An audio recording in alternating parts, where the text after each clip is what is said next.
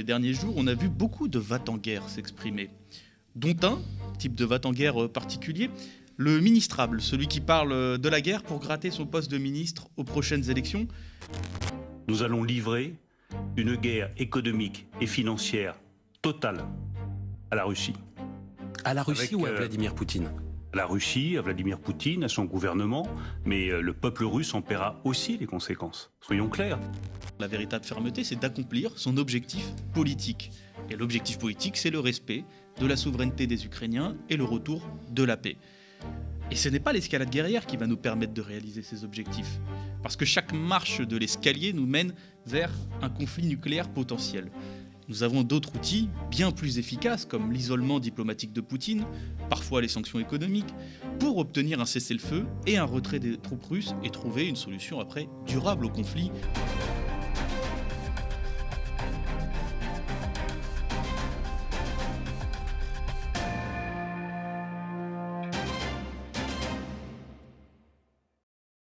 Bonjour.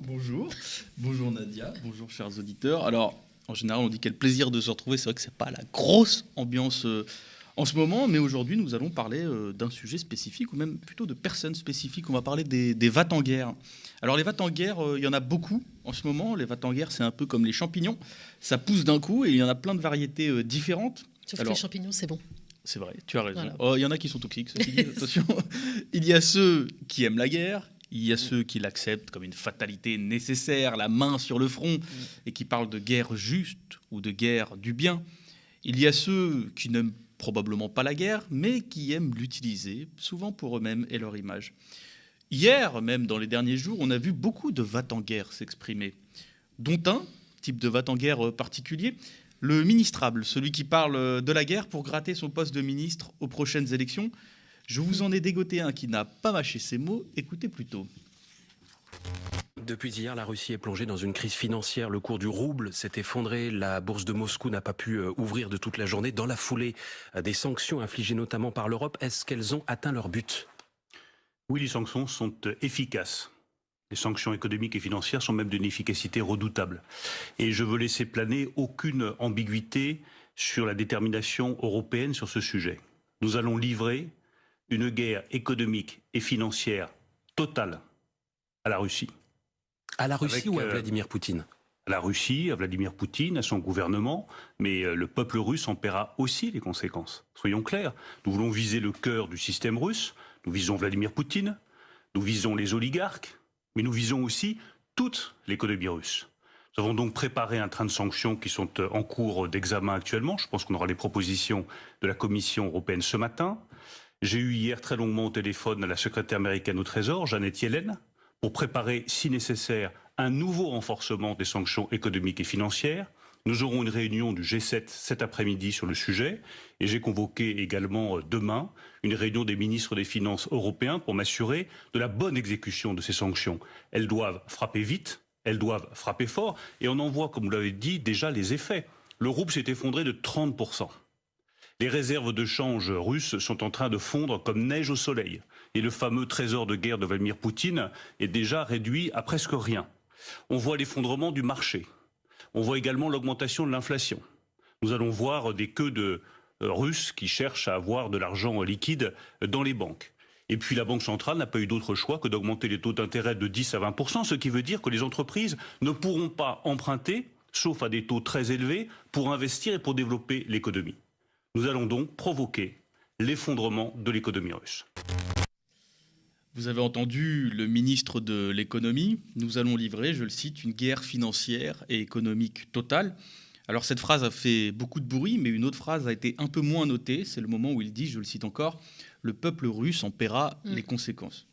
Voici donc que Bruno Le Maire a muté en va-t-en-guerre, qui n'aime probablement pas la guerre, mais qui aime ce qu'elle peut lui apporter, c'est-à-dire une sorte d'étoffe de guerrier pour ce ministre habituellement occupé à compter les sous et laisser passer les plans de délocalisation. Alors il a dû se faire salement gronder quand même ce ministre va-t-en-guerre, parce que je vous lis une déclaration du même ministre qui a été envoyée à l'AFP quelques heures à peine après cette interview lamentable. Je le cite. Le terme de guerre utilisé ce matin sur France Info était inapproprié et ne correspond pas à notre stratégie de désescalade. Non, c'est pas vrai. Ajoutant que, je le redis, Sans nous ne sommes éternuement. pas en conflit contre le peuple russe. Ça fait tousser Nadia. C'était un éternuement, mais c'était Voilà. entre les deux. Bon, Ouais. Nadia Ça provoque une éternue. réaction. Nadia éternue Pardon. parce que visiblement, Bruno Le Maire a réussi à mener la guerre la plus courte de l'histoire. Et c'est la seule chose qu'on retiendra de son interview. Quelque part, c'est tant mieux. Ce qu'il y a de terrible dans cette déclaration, c'est aussi la manière d'aborder les sanctions économiques. Ces sanctions sont présentées par le ministre comme un châtiment destiné au peuple russe, une forme de punition illimitée promettant des années de souffrance. Les sanctions économiques, dans le discours de Bruno Le Maire, ne sont pas vues comme des outils pour remplir un objectif diplomatique, mais comme une fin en soi. On punit et puis c'est tout. Ça aussi, c'est une logique de guerre. Et elle me rappelle un triste engrenage historique. Elle me fait penser au traité de Versailles, signé en juin 1919 et qui consacrait la défaite de l'Allemagne au sortir de la Première Guerre mondiale. Dans ce traité, la France gagne, mais la France se venge aussi de la boucherie.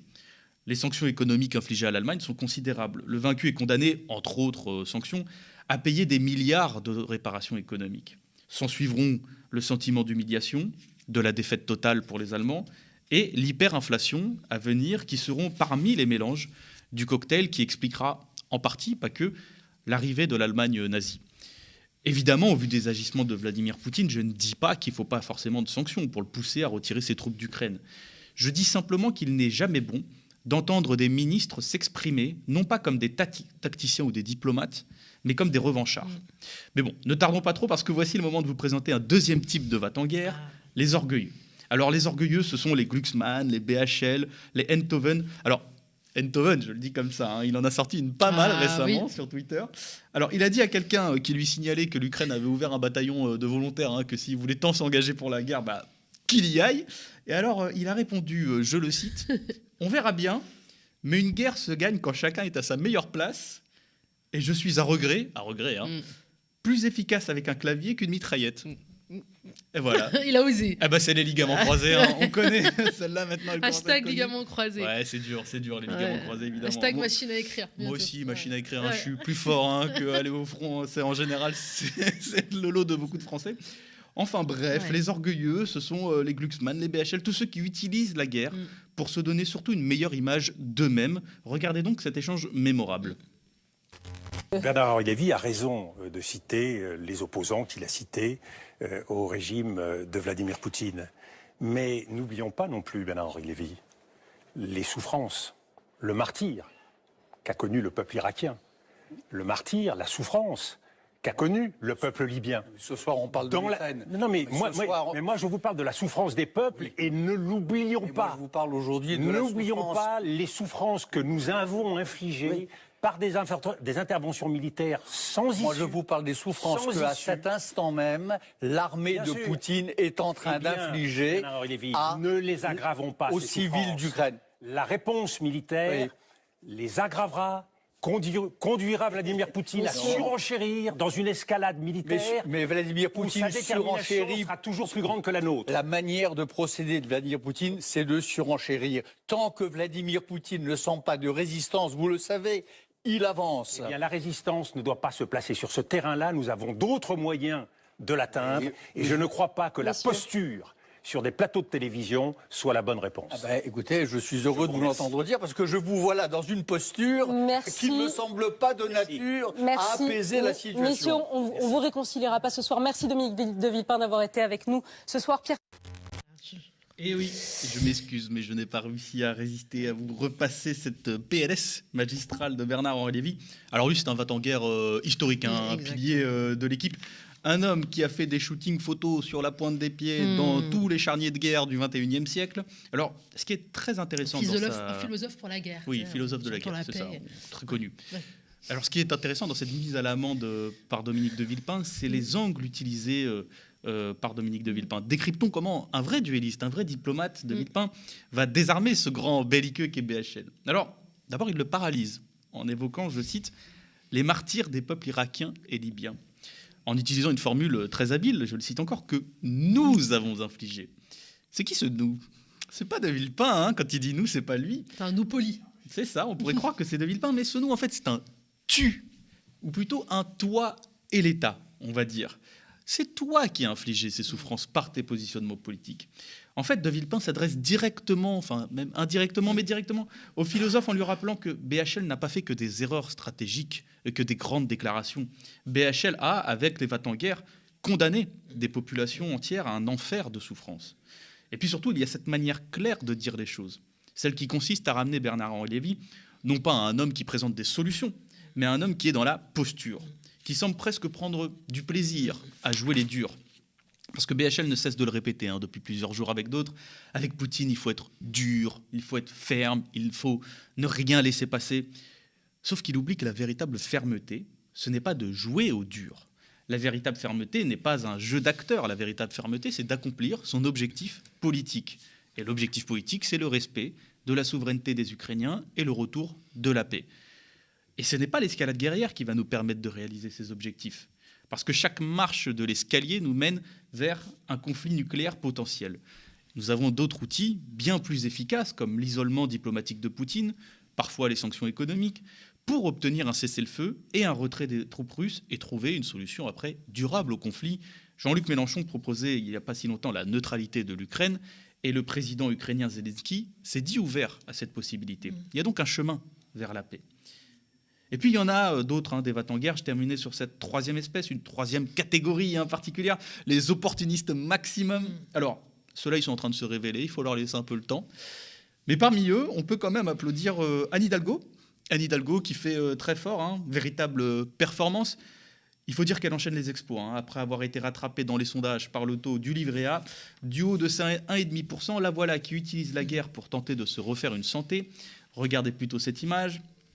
Mélenchon serait devenu l'allié et le soutien de Poutine. Rien que ça. Rien à voir avec la situation des élections présidentielles. Peut-être probablement son meilleur pote, le gendre, l'oncle de ses gamins aussi pendant qu'on y est. Alors à l'heure où Mélenchon demande le retrait des troupes russes quand même d'Ukraine et la souveraineté des Ukrainiens, ça fait un allié un peu encombrant, j'ai l'impression. En fait, si Hidalgo fait ça, c'est parce qu'elle tente de se relancer de la plus pitoyable des manières dans l'élection présidentielle, par l'insulte et par la calomnie. Mais elle a un problème, Anne Hidalgo. Anne Hidalgo, elle a un problème, c'est que ça sonne faux. Ça sonne terriblement faux, ce qu'elle dit. D'autant qu'on l'a vu, Anne Hidalgo, il n'y a pas si longtemps. On a été aperçu quand même, tout sourire, aux côtés de Vladimir Poutine lors d'une de ses visites en France. Mais si, ça existait. Et visiblement, à cette époque-là, on pouvait débattre avec Poutine. Et tant pis si Jean-Luc Mélenchon s'était opposé dès 2012 à la condamnation du groupe Pussy Riot par Poutine, si en 2013 il avait déjà signé une pétition pour la libération de militants de Greenpeace, si en 2014 il s'était opposé à l'invasion de la Crimée, si en 2017 il s'était opposé à la réception de Macron par Poutine à Versailles, si encore en 2017 il avait prononcé un discours très dur contre Nazarbayev, qui était le dictateur du Kazakhstan, très proche de Poutine, qu'en 2018 il avait rencontré en Russie des opposants à Poutine, dont un qui a fait quand même 4 ans de prison, c'est pas mal. Si en 2020 il a soutenu la révolution citoyenne contre Loukachenko, le dictateur biélorusse ami de Poutine. Si en 2022 il s'est emprisonné, il s'est opposé à l'emprisonnement de l'opposant à Poutine Navalny, ou encore en 2022 s'il s'est montré extrêmement dur envers les mercenaires de Wagner, déployés au Sahel en ce moment, mais aussi actuellement présents en Ukraine. Bon, tant pis. Quant à Yannick Jadot, patron des Verts, on l'a vu aussi au meeting de solidarité avec les Ukrainiens, prendre des grands airs de présidentiable, on en doutait, vu la dynamique négative de sa campagne, mais il a un problème. C'est ses contradictions. Le mercredi 23 février, Yannick Jadot était questionné sur LCI. Il disait « Je ne suis pas favorable à l'armement des Ukrainiens, on ne va pas faire la guerre à la Russie ». Le lendemain, jeudi 24 février, dans une déclaration solennelle, face caméra, il nous disait « Nous devons organiser des livraisons d'armes pour que les Ukrainiens puissent se défendre ». En fait, Yannick Jadot est en contradiction avec sa propre organisation. Les commissions transnationales et paix et désarmement sont deux commissions différentes à Europe Écologie Les Verts, disent que les efforts diplomatiques doivent primer, je les cite, ou encore, je les cite encore, qu'ils sont pour le maintien d'un moratoire de 15 ans sur toute nouvelle adhésion à l'OTAN. Voilà, ça c'est pour les opportunistes et les amnésiques. Alors à l'heure où on a le sentiment que tout glisse, que tout s'effondre, je ne peux pas finir cette chronique sans avoir quelques mots. D'abord un premier mot de solidarité avec le peuple ukrainien qui résiste en ce moment à un envahisseur. Un mot aussi de respect total aux Russes qui bravent la censure pour manifester pour la paix et contre la guerre menée par leur propre pays. J'ai toujours eu beaucoup de respect pour les gens qui vont contre les accusations de traîtres à la patrie pour faire vivre leurs idéaux. Ces gens-là sont bien souvent des héros méconnus du grand public. Et puis surtout un mot pour les réfugiés, un mot pour tous les réfugiés. Parce que ces derniers jours nous ont montré que même lorsque l'humanité est confrontée à la tragédie de la guerre, elle peut encore parfois creuser plus profond dans l'horrible. Je constate avec tristesse le déferlement de racisme dans nos propres plateaux de télé. En France, à l'heure où le Haut Commissariat aux réfugiés a alerté, je le cite, d'une situation qui risque de devenir la plus grande crise de réfugiés du siècle en Europe, à la télé, beaucoup nous parlent des Ukrainiens qui seraient des réfugiés civilisés, des réfugiés qui nous ressembleraient, ce seraient les nôtres. Mais tous les réfugiés nous ressemblent. Pourquoi est-ce que ces gens en viennent à dire ça ? Moi, je crois que si on en vient à dire que les réfugiés ukrainiens sont des gens civilisés, c'est parce qu'on a vécu pendant des années un déferlement de xénophobie qui ont toujours présenté les réfugiés comme une menace. Alors maintenant, pour nous rassurer, on nous fait croire que les réfugiés ukrainiens ne sont pas en fait des réfugiés, que ce sont nos frères. Mais évidemment qu'ils doivent être accueillis. Ils doivent être accueillis tous.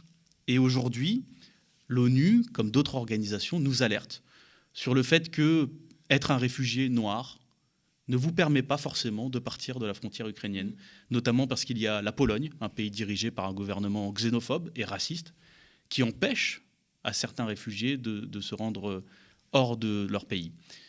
Ces réfugiés-là, ce sont des réfugiés qui sont en plus contraints à cette humiliation parce que pour beaucoup d'Africains expatriés, ce sont des gens extrêmement diplômés qui sont en pleine capacité de leurs moyens et qui sont renvoyés au statut toujours le même de migrants économiques. Non, ces gens-là sont des étudiants, ce sont des gens comme vous et nous.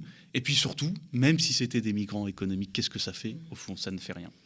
Voilà la situation difficile dans laquelle on est. J'ai vu aussi que des migrants, des réfugiés tunisiens, par exemple, avaient été ramenés en Roumanie, puis renvoyés en charter en Ukraine.